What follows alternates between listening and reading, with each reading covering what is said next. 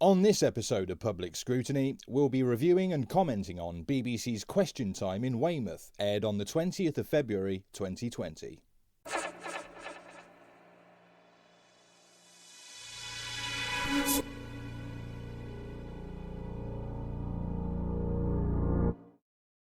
On tonight's panel, George Eustace, appointed a week ago as Secretary of State for the Environment, Food and Rural Affairs, but an old hand at the department where he's been a minister since 2013. Alison McGovern, a Labour MP since 2010. She served under Gordon Brown and Ed Miliband and chairs the Labour group Progress, originally founded to support Tony Blair. Chairman of the Royal Bank of Scotland, former Deputy Governor of the Bank of England and the first Chair of the Financial Advisory Authority, Howard Davis. Ash Sarkar, journalist, activist and contributing editor at left-wing online publication Novara Media, and broadcaster, commentator, former Conservative politician and train geek, Michael Portillo.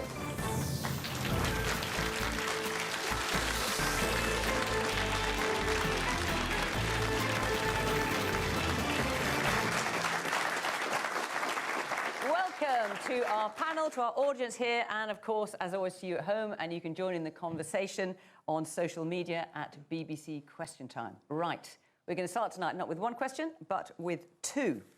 So can we hear, please, from Susanna Bell and Lee Andrade? Could you please explain to me, a community nurse, how chronic understaffing in social care will be tackled given the government's new immigration system? Easy. Train our own people to do it. I know somebody that works as a care assistant for the elderly and people with dementia. The way it's set up now, workers who do not speak English in the main provide the service, but there's very little care. Mistakes are made. Reports and instructions are in a language that many don't understand. I've heard some shocking stuff. It's a money-making enterprise for the business, nothing more than that. It might not seem important to most for now, but one day you'll be old yourselves, and if you knew what was going on, believe me, you'd wish that we'd taken a different path. Now is the time to do something about it. And Lee? Hoteliers struggle all year to staff permanent positions. Who will we recruit into the seasonal positions that are traditionally filled by the EU citizens? Oh, it's a tradition, is it? What's wrong with giving our own young people a chance? Like you can't find people to make beds or work as a waiter. I think most people believe that it was because you could pay foreign workers less to do the same job. That's why you chose them, rather than invest in our own population. You wanted to make money, so you made a choice. Neglect our own and import workers from abroad. It served you well over the years. All that's happened is the balance is shifting back in favour of we the people. I would suggest that you adapt. We are not there to serve you. Government is, however, there to serve us. So obviously this is a response from both of you to the immigration proposals that we've had this week. Alison? Well, I think the thing about these migration proposals that we've had from the Tories demonstrate two things. Firstly, that the Tories define a person's worth, the value of their work, by money, which I think is interesting given how hard some people, particularly in social care, but in other aspects like retail and hospitality work.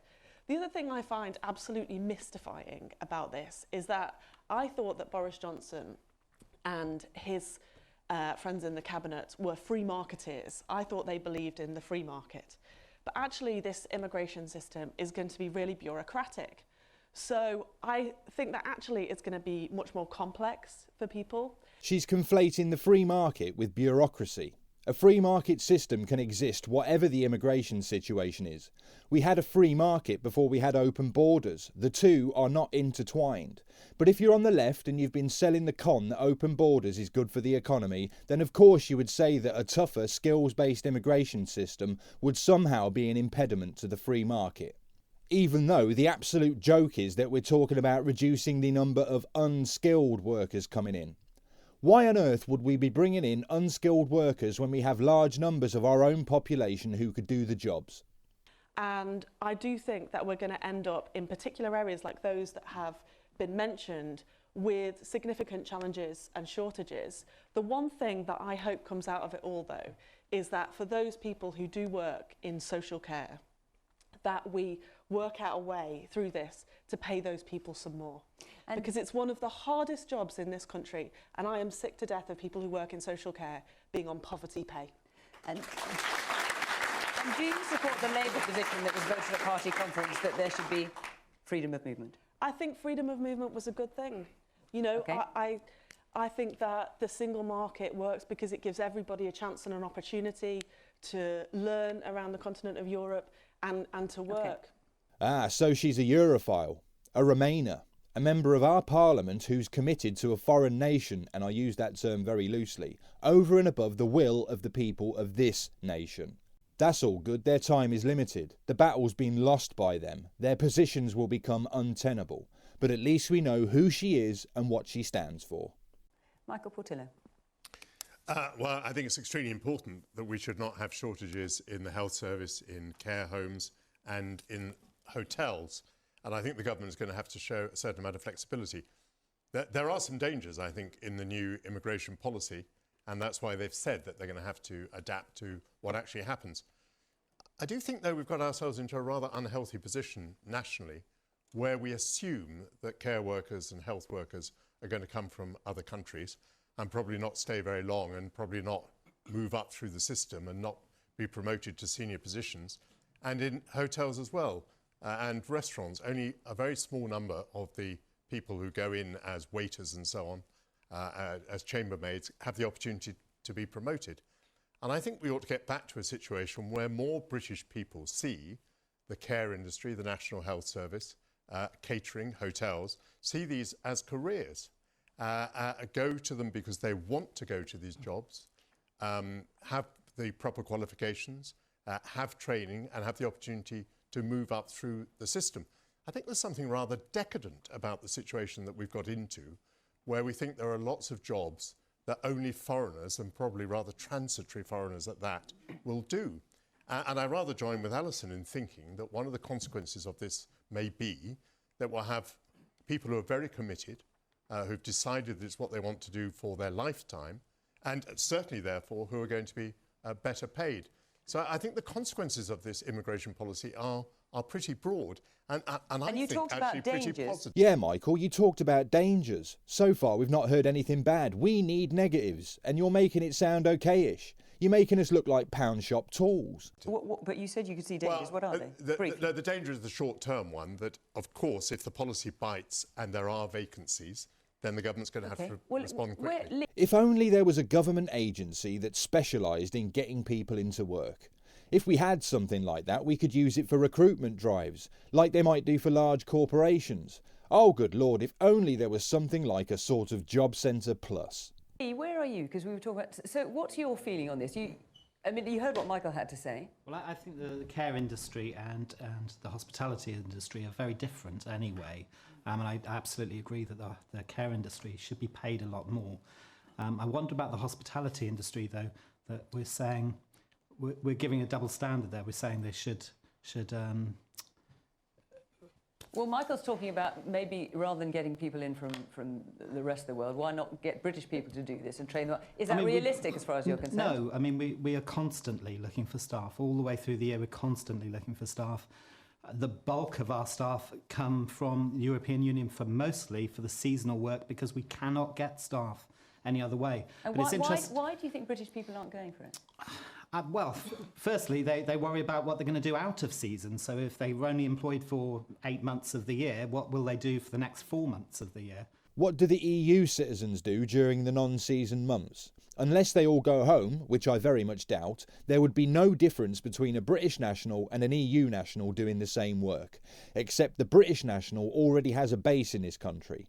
Less population, with more people in work and less people claiming benefits is good for our GDP, both overall and per capita.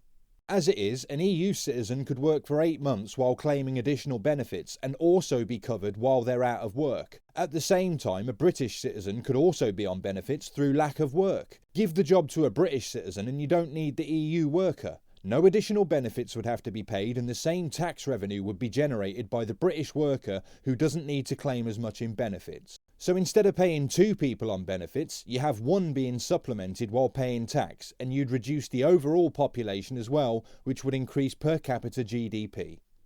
So that's obviously a concern. You couldn't employ them all year round because you don't have the business for them all year round. But I do worry about having a double standard where you say that you want to see people come into the hospitality industry and be treated as professionals and look to go forwards, but then on the other hand you say this is unskilled work, it's cheap labour coming in to do it, which doesn't paint a picture of professionalism or a job that people might want to go into. So. If the only problem is the packaging, the way that those careers are sold, then that can be changed easy enough. So, George, I mean, since these immigration proposals were mooted by the Home Secretary, there's been a fair degree of outcry from a number of sectors, not least the hospitality industry and the social care sector. I mean, how much of these proposals are actually going to stay as is? I think the important thing to remember is as we leave the European Union, we've got a chance to do things differently and to have an independent immigration policy. And rather than simply having free movement with European countries, we've got a chance to say we're going to have a skills-based immigration system and not decide on allowing people free movement just because they're European, but to actually have people with the right skills from around the world. And in terms of the sectors that have been mentioned, it's important to recognise that the EU citizens that are here now working in those industries can stay. And in fact, over 3 million... But you know that there's unemployment in the social care sector, there's jobs that can't be filled in the hospitality sector. So yes, but we need to try to wean ourselves off this constant pipe stream of people coming from other countries. And there are industries that could automate more to replace some of those jobs. Admittedly, not the care sector. No, admittedly not the care sector. But we also need... So do you think you're going to have to realistically give some flexibility when it comes to social care? I think the point that I was making is that we've got over 3 million that have already signed up to settle here. So there's a lot of EU citizens that are already here working who will stay and can stay. We've also, alongside this, opened a seasonal agricultural workers scheme for 10,000 people. And there are also special provisions for the NHS. There's an NHS visa scheme, and there are ways that people can get points if they have less than the threshold income. There's lots of hands up. All entirely sensible. It's actually good to hear someone from our government saying those words. There's nothing radical or unjust about it. It sounds like the immigration that we should have always had, rather than the open door to everyone. Imagine you're a business and you open your doors to allow everyone in. You'd lose control fairly quickly. The principle is that when we need people, we pick from the best of them. We do not allow everyone to use our resources, just like you don't have an open door into your home. Let's hear from the audience. The woman here in the front in the pink. Yes. Interesting what you're saying here. 68 million people now live in England, going up, UN estimates. At what stage does the panel and people think this country has had enough? That we should close the borders, completely close the borders, because it's got to the stage now is there's no education, schooling, infrastructure.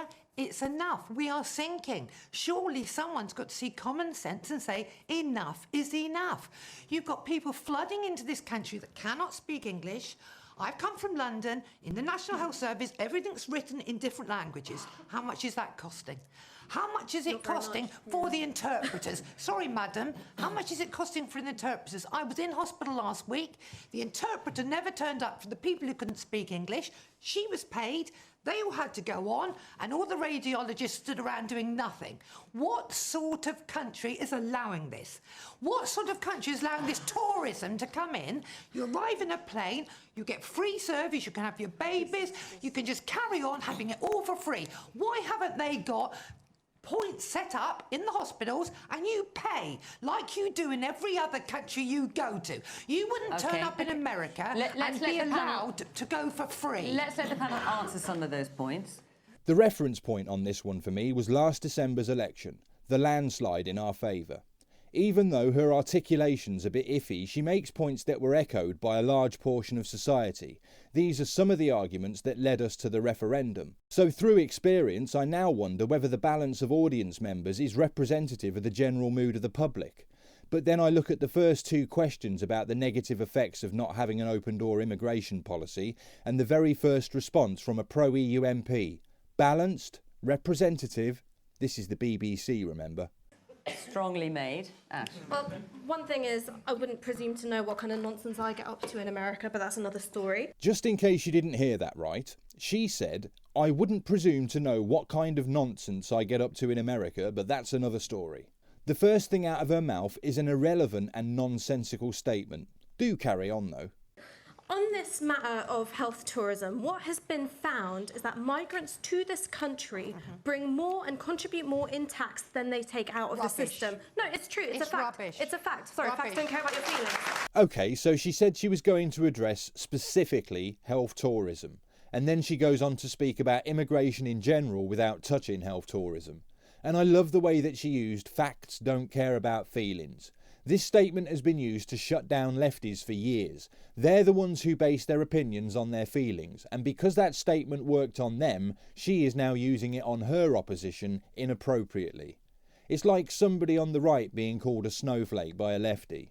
The reason they got called snowflakes is because they are the ones that needed the safe spaces. They are the ones that get triggered. So all she can do is use what worked against her on other people.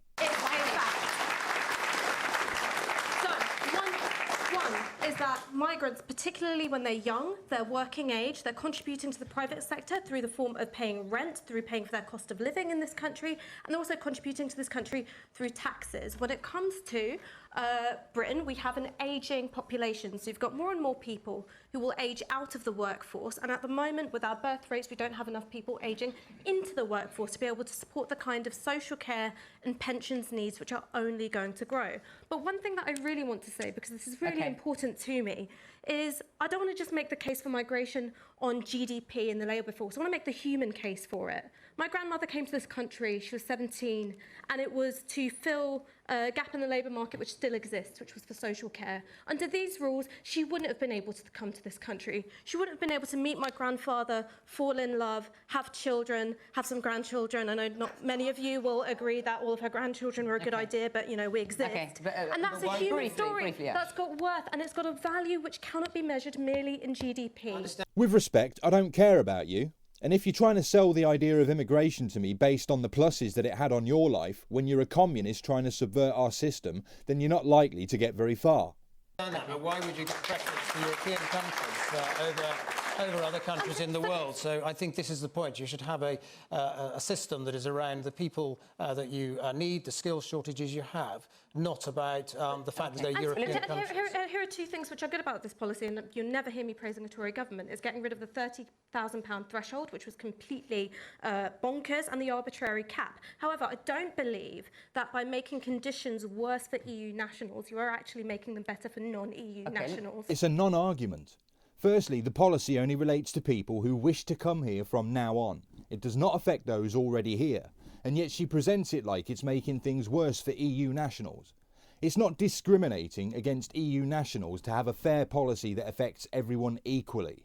It's just about removing the entitlement. We'll have it based on skills instead of an open door because of where they come from. I thought these pro-EU bods wanted a level playing field, only when it suits them, it seems. There's lots of hands up, and I'd like to get around a little bit more of the audience. Yes, the woman in the black and white top there. Oh, hello, yes. Getting back to your previous comment about why do these people not stay in their jobs, I think it boils down to the fact that we don't value enough of our own people and pay them enough and value them much more strongly. So why should we deem a foreigner would do a job because they're paid less? It's absolutely outrageous. We need to address the social care crisis anyway, and I think we must start with value them more and pay them well. And of course, the inverse of that is business picked migrants because they knew they could pay them less. They did not want to pay a fair wage, so through the EU they shipped in cheap labour. I think it's a form of contempt towards the people of the nations that these businesses operate in. We're not going to employ you in your own country. We'll get foreign labour in because we don't want to pay very much money for staff. I have zero sympathy. The man in the orange coat. Yes, thank you. Yeah, any illusion that Boris Johnson might have been a bit neutered after his election win has kind of gone out the window. It's nationalism to me. It's picking someone over, I don't know, a bit of land they were born on. If they've got the skills, give them a chance to move on up. It just seems a little bit worrying. I mean, it's kind of not really the Brexit dream of 350 million, utopia. It's not. It's kind of a first realistic, grim step, I think, that's going to be a bit of a scary wake-up call, and people might have a few regrets. You know? I don't know of anyone who thought that Boris would be neutered after his landslide election win. Perhaps that was more of a hope on your part. And why is it nationalism's okay if it's about the EU, but not when it's about Great Britain? And maybe you didn't hear what was said. It's not about picking someone based on the bit of land they were born on, as it has been up to now for those from Europe. It's about a skill set. Where someone comes from does not matter anymore. Nearly everything this guy said is the opposite of the truth or a double standard. Okay. The woman with the glasses there. How are care homes going to be able to manage to be able to pay workers, care workers, higher wages when they are short of money? Lots of care homes are closing anyhow. Surely that's going to be a huge problem in the future. Well, actually, Suzanne, can we just hear from you on this? Because you raised this point. What's your particular concern? Well, because you work in the social care sector. I do. I'm a community nurse. I work with district nursing, caring for these people that require social care.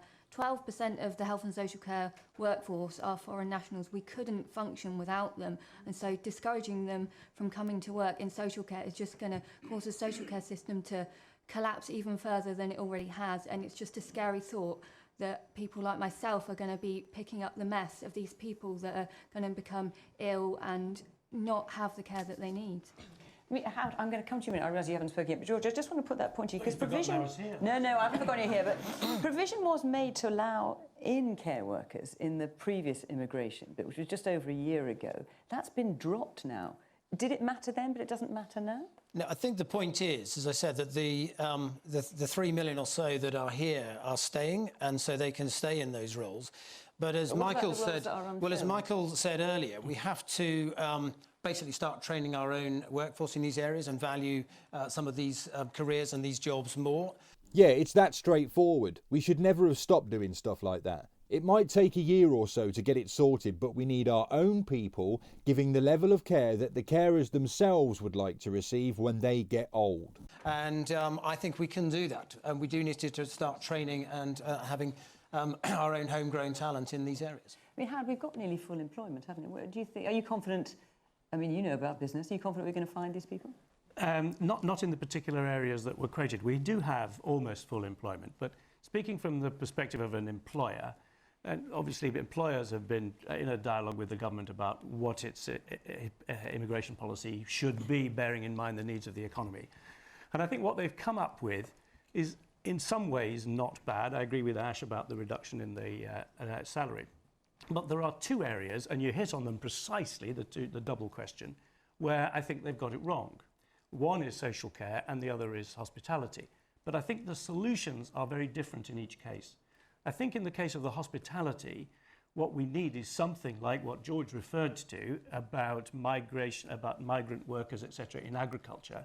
And I think we probably need something equivalent in hospitality, because I do know that particularly in relatively well-off areas where it's expensive to live, it's actually very difficult to recruit local workers for hotels and restaurants and stuff. In social care, I think it's a completely different question. And there, I think that we are awaiting, and have been for some time, a government policy on social care. And of course, there was an attempt at it under the famous Theresa May manifesto, which crashed and burned, if you recall. And of course, the Prime Minister said there was a plan ready to go exactly. when he stood on the steps of Number 10. And that's what we need, because the problem is the social care sector is underfunded, and as a result, there are all sorts of false incentives. The NHS has got an incentive to dump people out of the NHS into social care, but social care has got an incentive to dump people back into the NHS, particularly older people. And this has got to be sorted out. And that, I don't think, is primarily an immigration question at origin. It is about how we fund social care. So these are the two gaps in the policy, but they do need different solutions. Okay. The man there with the glasses. One of the pitfalls, or the potential pitfalls, of the point system that has been proposed, I think, is with regards to the minimum wages scale, which has been pitched at about £25,000, is going to backfire and cause further problems, at least in the healthcare system, because the current salary of the healthcare people is about £16,000 to £17,000, and if they do not reach that threshold of 25,000, they miss 20 points straight away. which is going to backfire, I think. Yeah, but as the communist said earlier, there were two things she agreed with the Tories on, and one of them was scrapping the wage threshold. So your point is irrelevant. Okay. And there's a man at the back, young guy at the back, yes. So people coming over into the country looking for jobs in the social care industry, like the NHS and the welfare state, how can they be ensured that their job is going to pay them well enough? Because economic conditions like austerity has resulted in people in the NHS leaving, going on strike, not providing care for the people who need it. Okay, and there's a woman there with her hand up in the black top. How do you think people feel about being labelled a low-skilled worker? It's a term of classification, that's all. If you take employees and classify them, you have to have a way of differentiating them. Some of them are highly skilled, like aviation engineers. Others are low skilled in comparison, like, I don't know, cabbage technicians. But I've noticed something else. Weymouth is in a county called Dorset. All constituencies in Dorset voted to leave the EU, and in the 2019 election the Tories held 2 seats and gained 1. So far the audience appears to be packed with left-wingers and Remainers. I think it's divisive. Care is not low skilled. Care is highly skilled. Highly skilled. It's not paid enough, but it is a highly skilled job. And I would love the government, as part of this, to bring forward a proper care workforce plan so that we could see whether we, of course we want British people to work in the care sector, but we want it to be a really good job where people can progress on and be paid enough to feel the dignity and self-respect for doing what is a really highly skilled job. That's funny. Earlier she was all about the single market and open door immigration. This sounds like opportunist virtue signalling to me.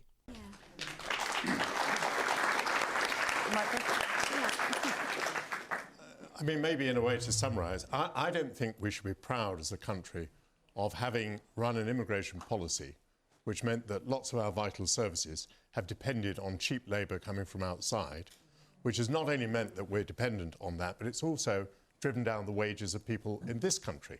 I mean, and this has been happening What's for... the evidence for that? Well, it's obvious. If you admit a source of people who are willing to come and do jobs that British people are not willing to do at that level of pay, then all pay is going to be dragged down by it. That's And not I true. think... What the data shows is that where there has been a small amount of undercutting is highly localised in particular sectors and particular regions. It's not across the entire workforce at all. I think we're moving... I think that Howard and I should give you an economics seminar. I don't know who Sarkar thinks she's trying to convince. Wage compression has been felt by people all over the country for years, but she thinks that she can deny the experienced reality of millions of people by tying the word fact to everything that she says. Where the left is concerned, they have a narrative that they want to push. Then they go looking for the figures to back it up. Those who back up the narrative get work. Those who don't get ignored. Observe the interruption, though, and the patronising suggestion that Portillo should be given an economics seminar. I think we're moving to a position where we will feel greater national dignity, because we're not doing that. We're going to be inviting British people to come and be qualified and stay in jobs and feel vocation and really get away from this rather decadent position. I want to take a question from Jane Edsfield. Jane, whereabouts are you? Because that sort of addresses this exact point, I think. As an economically inactive person, what will entice me to fill the gap left by the exodus of, quote, low-skilled foreigners, unquote? Because you are in the 8.45 million, I think it was 4-5 million. 8.4, yes. Yeah. Cited by the Home Secretary as the workforce we could draw upon. Yeah. Many of those are students, retired, chronically sick, retired. carers. But you would count. So what would entice you? As Michael says, rather than delegating this work to people outside our shores. I think that's tricky for me currently. Retired early, but I'm also on the edges of looking at caring for elderly parents. So there's the potential that I'm going to be stepping into that arena. So could you be enticed? Could you be part of this workforce that Michael's calling for? Probably not at the moment, I would say. Being on the edges of, as I say, being wanting to care for elderly parents or being part of that plan, that to me is more important than going out and working and filling some of those gaps. Maybe others may be enticed to do that, but for me, that's not something that I feel able to do. Does it concern you? I mean, when Priti Patel talked about this 8.5 million and then has attracted a fair degree of criticism, it's fair to say, since the majority of that are people who actually aren't available No, I think work. the point she was... What was she thinking? Well, I think the point she was making is that there are people that could be drawn from that group, not that all 8 million of those people could or even would. But there will be some students, there will be some older people, for instance, who may go into a caring role and that might work for them, working part-time. So the point she was making is that's a group that could be drawn on. But I wanted to touch on a point that the gentleman made earlier as well about the NHS staff and the threshold. Because the threshold actually with NHS staff doesn't apply in quite the same way. So to get the points, there are certain jobs such as nursing where you can actually come in on a salary significantly below that if you're in one of those occupations where we have a shortage, including the NHS. And of course, we've also got the NHS visa system as well. Okay, Howard, very briefly before I move on. We're obviously not going to attract you, the woman in blue, into work, and I don't think we're in a position where we're going to force people to work if they don't want to. But the general answer to your question is we have to have more flexible working so that people can fit it in around caring responsibilities, and we have to have more lifetime retraining opportunities so people can retrain. So the Labour manifesto is what you've just said? Okay. That's fine. Sarkar's arrogance is obnoxious. How can she sit there promoting Labour in that way when they've recently been wholly and summarily rejected by the vast majority of the country? It's staggering. But it looks to me like there are 6 people on that panel and 4 of them are pro-EU left-wingers. 1983, I think. Let's move on, because there are a lot of you want to talk about this next subject.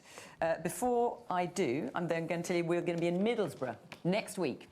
And after that, we'll be in Tunbridge Wells with Labour leadership hopeful Lisa Nandy. So if you'd like to be in the audience, call 0330 123 9988 or go to the Question Time website. You can follow the instructions there. So do come and join us at either of those locations. It would be great to see you.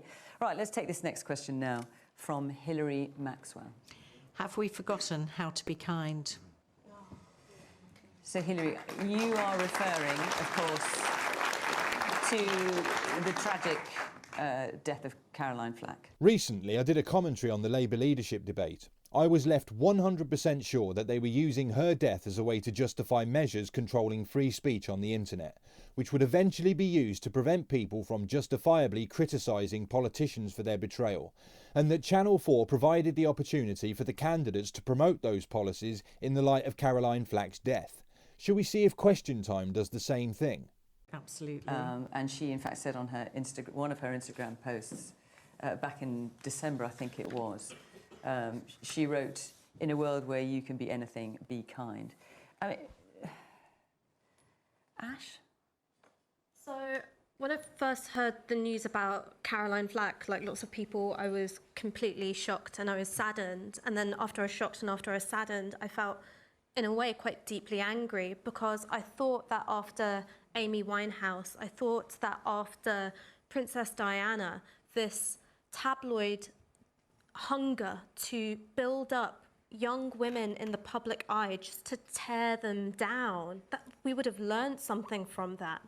And I know that... Is it just the press, do you think? I know that all of us in some way participate in this particular form of, you know, media ecology. All of us do. We use social media, we drive the clicks. But ultimately, I do think that responsibility has to lie with the press. For instance, when it comes to tobacco regulation, you don't just expect smokers to change their behaviour. You expect tobacco companies to be properly regulated. They're the ones feeding this quite unhealthy addiction. And I think that there's a parallel there with the press. Serving the public interest is not the same thing as, you know, meeting this quite ghoulish thirst for details of people's lives that sometimes we just should not have. I think that there needs to be a better regulation of the press. I think we might even need Leveson too. Leveson was mentioned by the Labour leadership candidates as well. So that we can stop having a media which, instead of holding the powerful to account, is simply ruining people's lives for profit.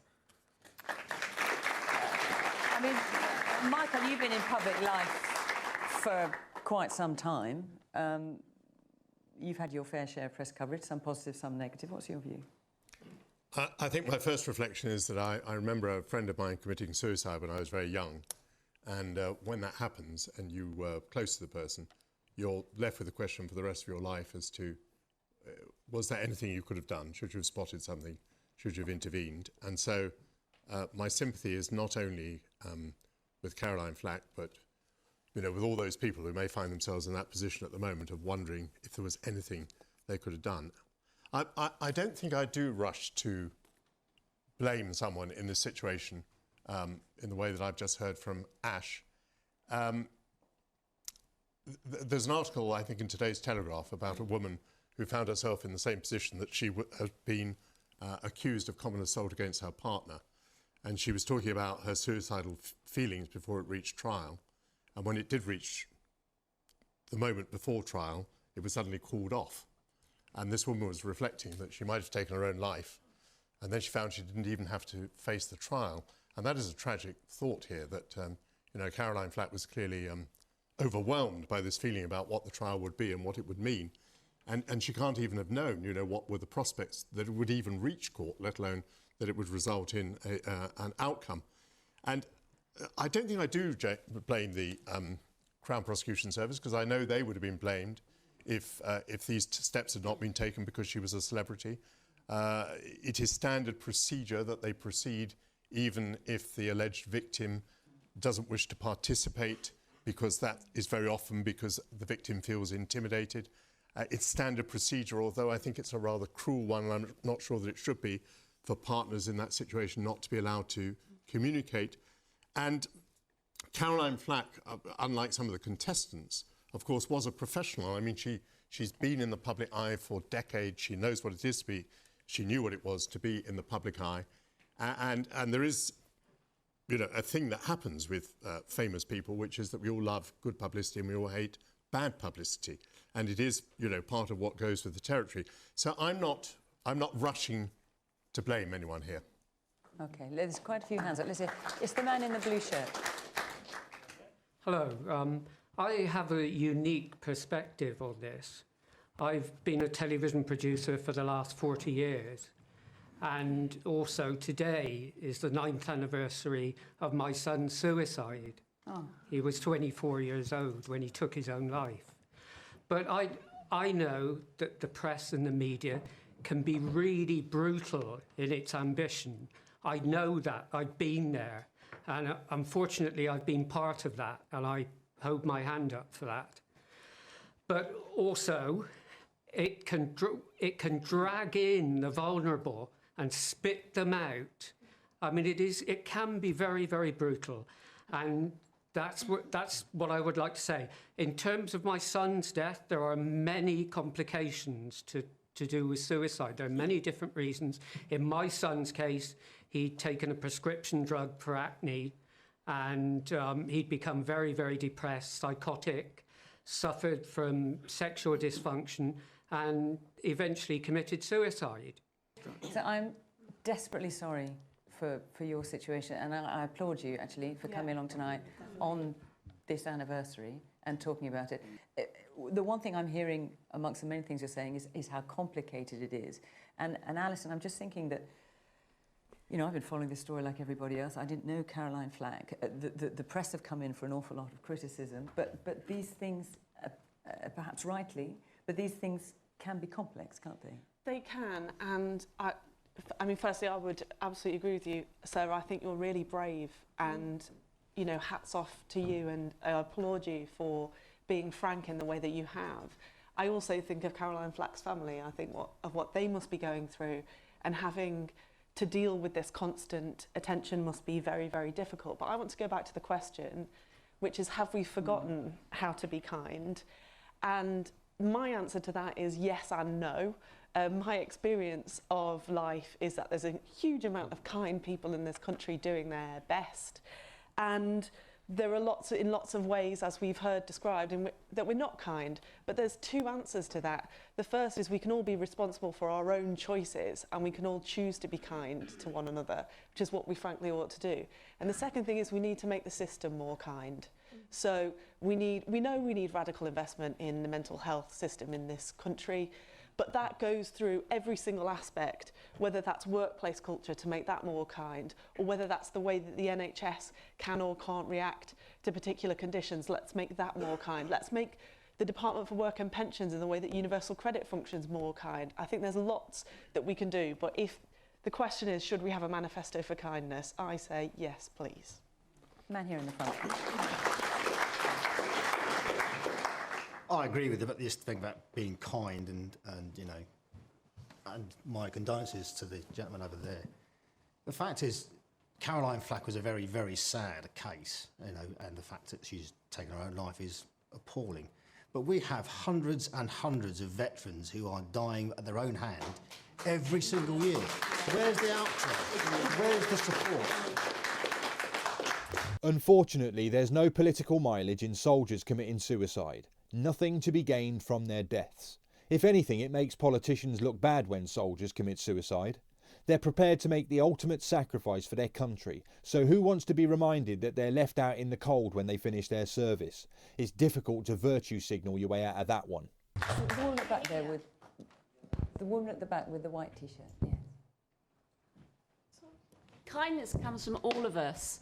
Are we not all guilty of not picking up that phone and talking to someone and just merely sending a text? It means far more if you hear kindness rather than just read it. Okay. And the woman there in the glasses, yes. Me? Yes. Well, don't you think I'd be the last person to say that the press is exonerated of anything. Is Jerry Springer trans now? But on the other hand, if you don't buy those newspapers, and if you don't read those newspapers, they're not going to make the stories. And I think it's up to us to pass by those tabloids and not pay attention to the stories that are in the tabloids, because we sell those newspapers. Because we buy them. And of course, it's much as the press may or may not have a role to play, of course there's a role of social media as well, which Ash touched upon, George. OK, so Fiona Bruce steers the conversation back to social media. Yes, and I do think, coming back to the original question from Hillary, that there's something about social media, in particular Twitter, that there's anonymity. And for some reason, that's developed a culture where people think it's OK to be rude and to be abusive and to be aggressive. And I think we somehow need to try to break that cycle, because it's not, this is a very, very tragic, terrible case. I agree with Michael that it's wrong to point the finger to any one institution or organisation, because these are always very, very complicated cases. But we have issues in our schools across the country at the moment with teenagers suffering from mental health and depression. A lot of that is because they're wearing their hearts on their sleeve, seeking validation from, sometimes strangers, and not always getting it and getting abuse, and everybody's quite exposed. And I think there is this point about trying to get some courtesy and kindness back into our discourse. And there's something about social media that for some reason means that it's absent quite often. Howard? Yeah, I think George is right about social media. I've been struck. I mean, I lead a relatively sheltered life in this respect. I mean, I'm on Twitter and this and that, but I'm not a big Instagram person. But I'm often amazed by the virulence and hostility and anger that people will come out with once they hide behind Cornish George or whatever sort of handle they use. I was a bit worried, after saying that Channel 4 used the death as a means to talk about online controls, that this panel seemed to stick with criticising the press. I'm quite relieved at this point that the last two speakers worked it back to social media. So that's Channel 4 and the BBC that have done the same thing, used a suicide as a means to get online speech into the agenda. But then politicians, Channel 4 and the BBC all get slated for their agenda pushing and bias, so really they're all on the same side on this. Interesting though, when seemingly entirely separate entities are acting in concert with each other. Boris may be in government, but the establishment still controls the media.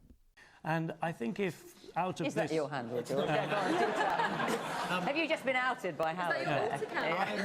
I'm famously not on Twitter. I decided quite early on that it's not for me. It doesn't appeal to me. Hang on, let's hear what Howard has said. You can come back in. But if out of this very sad set of circumstances, which I think show how tension can build up in an individual, and suddenly they go from being in everybody's eye to being very isolated. Also, what worries me, I mean, Michael may be right not to criticise the CPS, but what's happened to innocent until proved guilty? Somehow... Well, Are you saying they shouldn't have brought the prosecution? No, I'm not saying that, but I am saying that, that when this prosecution was brought, she was dropped from the job, she wasn't allowed to see her other half, etc. Suddenly, that's obviously nothing to do with completely CPS, isolated. No, that's sorry, it's not CPS, but suddenly you're isolated because the assumption is made that this must be, you must have done something wrong. And I think that we've lost that innocent until proved guilty dimension to this, which I think is most unfortunate. But if we do get a better debate about civility, even if we can't get as far as kindness, we could get to civility. We could get back to civility, I think. And if that comes out of this, then maybe there'll be something positive from what's a very unhappy situation. Well, let's see if we can do that, at least for the rest of the programme, which would be good. I think it's been pretty civil so far. Let's take a question now from Carol Burgess. Why has Boris Johnson not reacted to the appalling recent floods and had no Cobra meeting?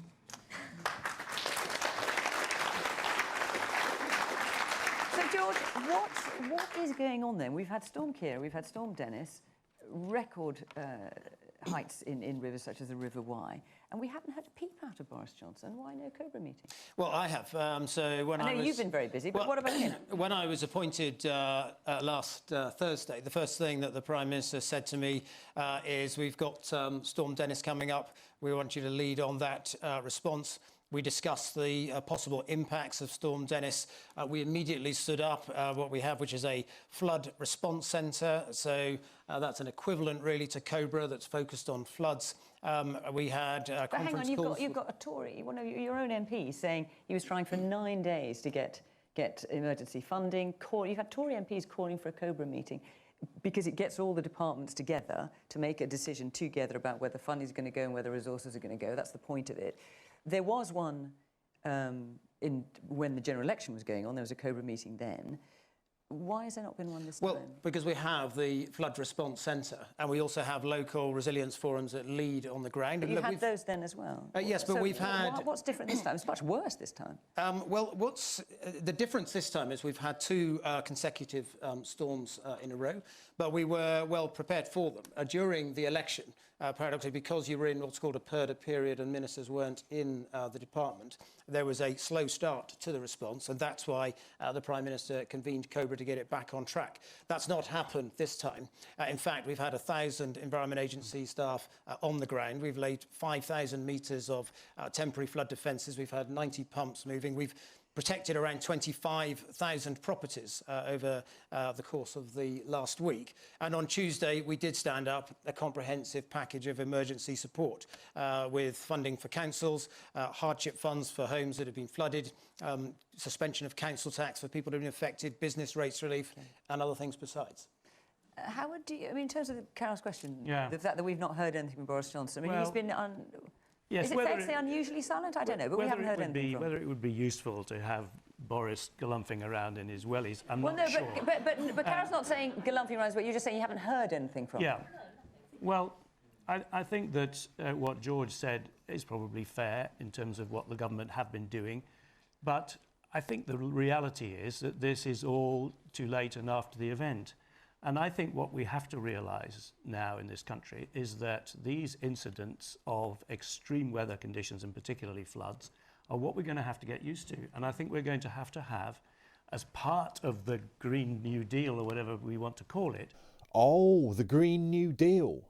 Would this be the Green New Deal that Alexandria Ocasio-Cortez was pushing in the USA, that was roundly rejected as it amounts to deindustrialisation? Or would it be the Green New Deal that Rebecca Long-Bailey said she'd been working on behind the scenes for the last 4 years? Or the Green New Deal that Keir Starmer was proposing? This Green New Deal is a globalist tool of control which will result in the West going back to the Dark Ages, and it's being pushed by politicians right across the board who are portraying it like it's their very own idea. And now this guy is speaking about it as well. They associate him with the Royal Bank of Scotland, but he's a globalist left-winger and he pushes their policies. We're going to have a major programme of investment in protecting ourselves against the implications of climate change and rising sea levels. Sea levels are rising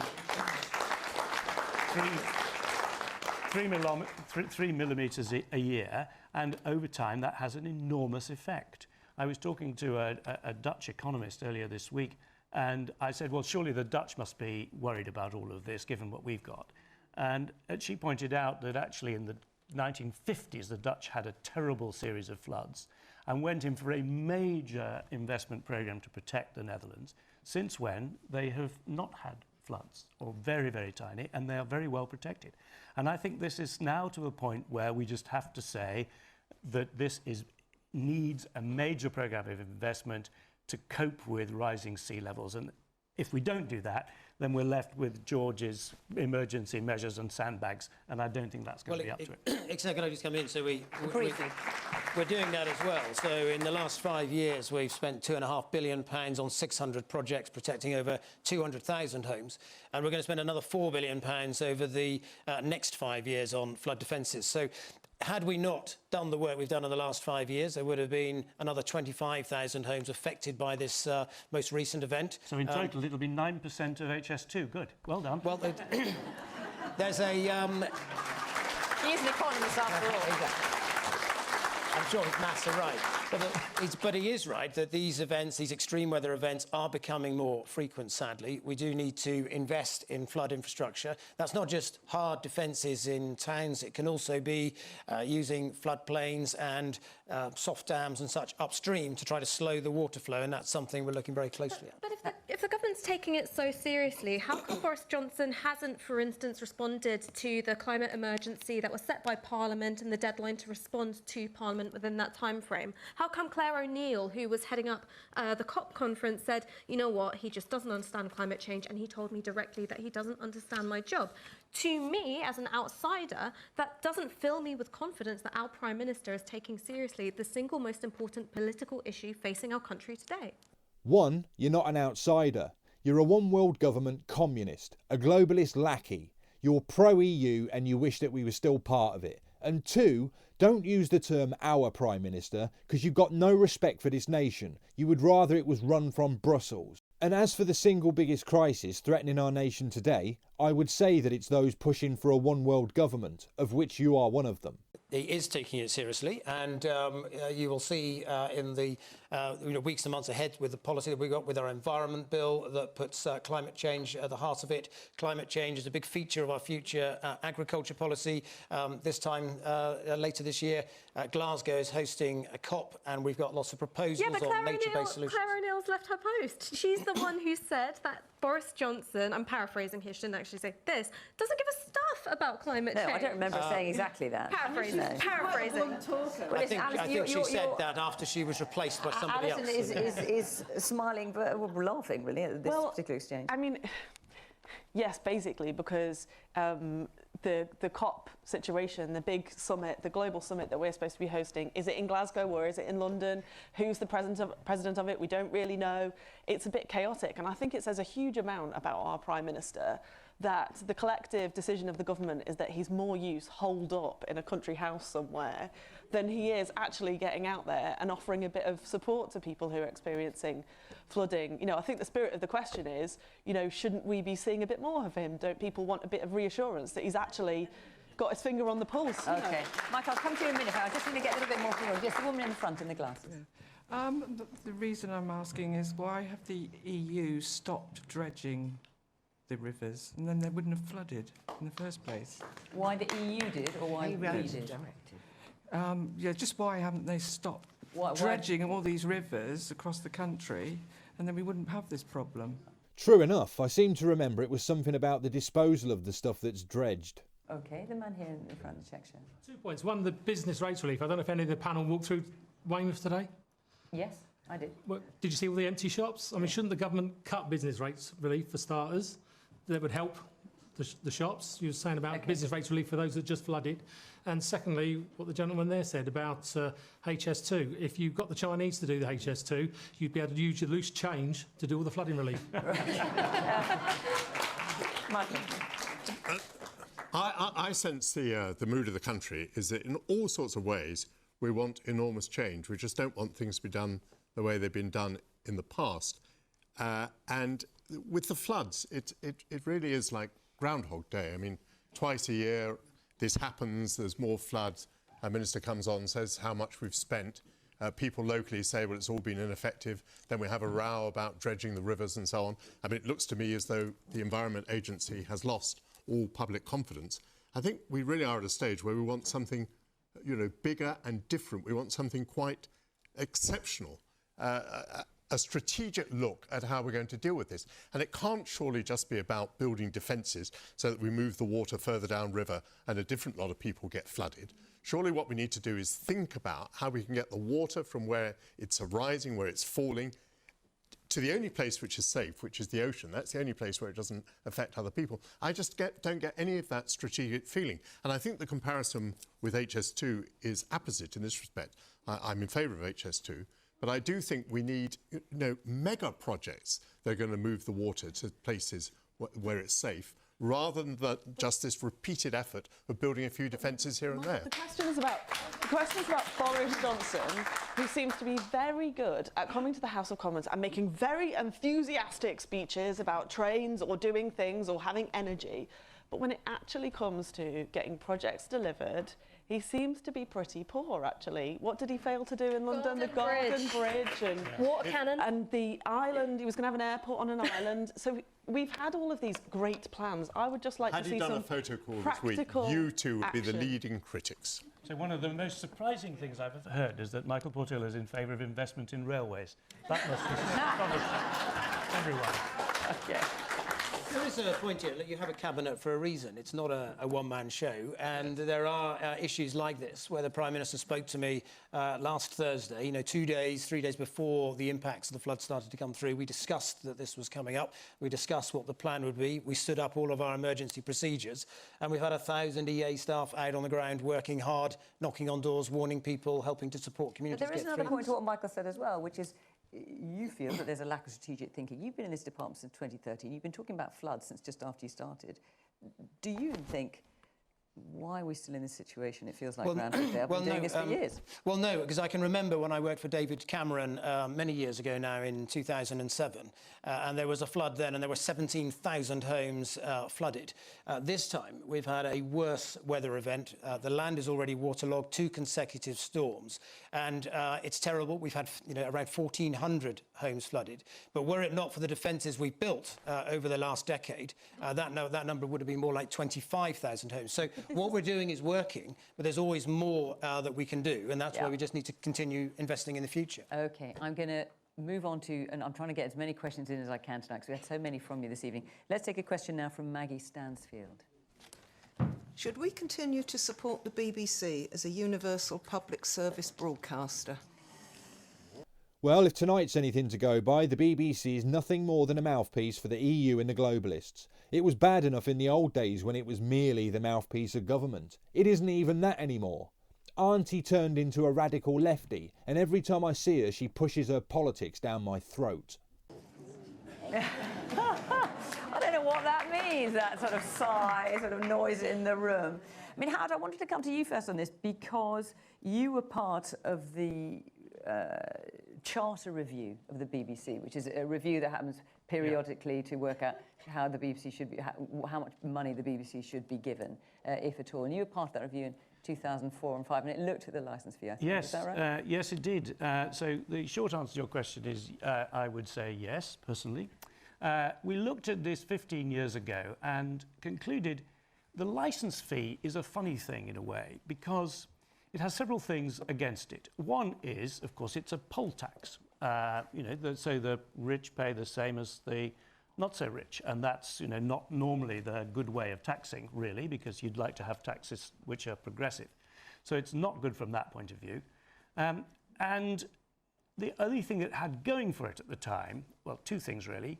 One was that actually people wanted it. There was a majority in favour of funding the BBC with a licence fee. So as economists, we sat there sort of saying, well, why should we sit there and tell people they can't have what it is clear that they actually want, even if it's a slightly odd way of doing it? Now, what's changed now is that it's clear that only about a quarter of the population on recent opinion polls do favour the licence fee. And so that has been a change over the 15 years since I last looked at it closely. So I think the question now has to be asked. The problem is that while the BBC appears on Freeview, it's not possible to determine who is watching the BBC at any one time and determine whether you can have a subscription service or not, because you're getting it through Freeview. I think in the long run, in 10 or 15 years' time, probably the BBC will have to move to some kind of a different funding model, a subscription model, when the technology is available to know exactly who is watching what, and then you can charge them appropriately for it. In the meantime, I have to say, I would stick with the licence fee. Alison? I reserve the right to, criticise the BBC when it does things that I don't like and puts on programmes. Feel free, that go I on. don't like. Don't mind me. But I think we all have to be a bit careful here, because I think there's a ton of things that the BBC does that I can't see really a subscription service doing. I can't see anyone else doing. Most primary schools in the country watch Newsround now, which is absolutely brilliant. I can't see anybody, making that for them for free. There's loads of programming that we all know of that is absolutely brilliant that the BBC does. So I think we have to be careful. Nobody should give the BBC, a sort of free pass, and we should engage in our national sport of complaining about the telly and even shouting at it. I'm sure people do that in this programme. I know they do. Yeah, especially if the complaints are anything to go by. I'm sure people do, but I would just say let's all be a bit careful, because the BBC is an incredible national institution, like the National Health Service. It's pretty unique to this country, and I can't see a pay-for subscription service doing some of the things that the BBC does. Michael, what do you, as a former Conservative Cabinet Minister, Secretary of State, what do you make of these briefings that seem to be coming out of Number 10? We saw them in the papers at the weekend. Oh, do you mind if I answer the question? The main question, because okay, but will you do that one as well after? Yes, if you like, although that's not an area of my expertise. But I have to begin by declaring an interest, because I derive most of my income from the licence payer. Bite the hand, Michael. And therefore, you might be surprised when I say that I do not believe the licence fee can survive. It is partly actually my experience of making films. I make films with very young people, and the young people with whom I make films do not pay the licence fee. They do not have televisions. They consume their media on their mobile phones or on their laptops. And since, I think it was about 2 years ago, when you went on your laptop to download on iPlayer to catch up, it asked you whether you had a licence fee. You now have to answer that question, so they answer no. That blocks them out of the BBC. Therefore, these young people now have no connection with the BBC. They don't even watch the programmes they make with me, because they have no access to the BBC. And the BBC is losing its audience. And why? Because these people have any number of other opportunities to watch television, and they consume it as they wish and when they wish. The other extraordinary thing is that when you're abroad, you cannot consume the BBC, or not BBC television anyway. So even though I paid the licence fee, when I go abroad, I'm blocked from watching the BBC. But I mean, don't forget, the licence fee is not just for television. No, what about No, indeed. It's all the radio stations and online. Yes, and everything else. Radio is a different question and a much simpler question. But I also think that if we talk about television for the moment, there's not much evidence now on the BBC that it's performing a public service role. I don't think there's much evidence on BBC now that they're doing things that other people could not possibly do. I mean, for example, in arts, there's almost no arts programming now on BBC television. If you want to see arts, you would watch Sky Arts. So this combination... But I wanted to come to the more important point that not only can British people not watch the BBC abroad when they pay their licence fee, foreigners can't consume the BBC directly either. And there are, 8-9 billion people out there who would be very keen to consume the BBC. I mean, there is BBC World. I don't mean to keep butting in, but I'm just in the interest of accuracy. BBC World is not a real channel. The BBC is not proud of BBC World, seriously. I think the people who work on BBC World are probably proud of BBC World. Okay. I'm not sure that they are. But the point is that, 20 years ago, Netflix was a corner shop renting videotapes. Today it is spending $10 billion a year on content. 20 years ago, the BBC was... And it's billions in debt, of course. 20 years ago, the BBC was a global name. Today, the BBC is wedded to the licence fee. It is like a polar bear on a receding piece of ice. OK. But hang on, I need to get the rest of the panel in. Ash? So look, I've got really strong feelings about this. I think that the BBC needs to adapt or die, but it's not. It shouldn't adapt in the direction that Dominic Cummings and his team at Number 10 are angling for it to change, which is to privatise, commercialise, and no longer be a licence-funded model. I think the way in which it needs to adapt is to first be established on a permanent statutory footing. So you don't have this brouhaha every 10 years over charter renewal, in which the government of the day is able to exert a tremendous amount of political pressure by essentially holding the BBC's continuing existence hostage. Well, if they don't have a charter to renew, and say, for example, the BBC became overly politicised, how exactly would you propose keeping it in line? I also think we need to look at things like a digital licence fee and also taxing some of these big digital multinationals like, Netflix, like Facebook, like Google, which make tremendous amounts of money in this country. And I know that there are a lot of people on the left who are at the moment furious with the BBC for elements of its news and current affairs coverage during the general election, and I share a lot of those criticisms. But what I would say to those people on the left who are currently saying that they may as well support defunding the BBC on political grounds is that handing over the British broadcasting environment to Rupert Murdoch, which is what would happen if we no longer had a licence payer-funded BBC, is not a credible left-wing position. Has Sarkar just called the BBC left-wing? Perhaps she's unaware that the BBC is not supposed to be political. People on the left are unhappy with the mere existence of so-called right-wing views being allowed any airtime at all. They don't even see their own bias, whereas people on the right generally tend to appreciate a balance of both sides. What Sarkar is saying, in effect, is that they would lose the left-wing BBC, leaving them only with a right-wing Murdoch. If they could switch off anything that was not left-leaning, they'd do it without hesitation, and that's because they're inclusive and tolerant. George, what's going on? Well, it's going to be briefings coming out that we look, it's going to be a licence fee model until at least 2027, so nothing is being done in a hurry anyway. The BBC is a cherished institution, there's no doubt about that. But I think both Michael and Had have made good points, which is just see how media has changed over the last decade, with people now getting their content from smartphones, from iPads.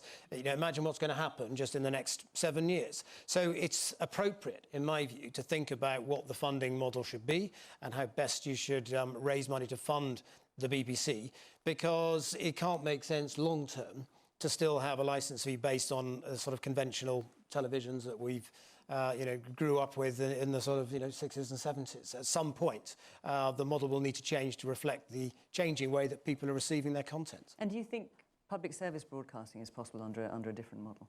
Does that even matter, do you think? But I personally think it does, yes. I think there is an important role for public service broadcasting, and this is where the difficulty comes, is how do you fund that, I suppose, on a subscription-only service. So, but these are complex, difficult issues, and that's why nothing is being done in a hurry. Indeed, nothing much is going to change till 2027, which is when the licence fee model continues to, at the very least. So what's with all the sabre rattling coming from your government then? Talking about that the licence fee is under threat. Why do that if it's not a big hurry to change things? Is it just to exert a bit of influence over the appointment of the next Director General?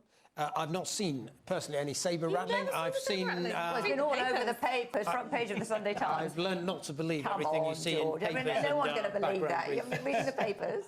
Well, I don't believe everything I read in the papers, Yeah. is what I'm saying.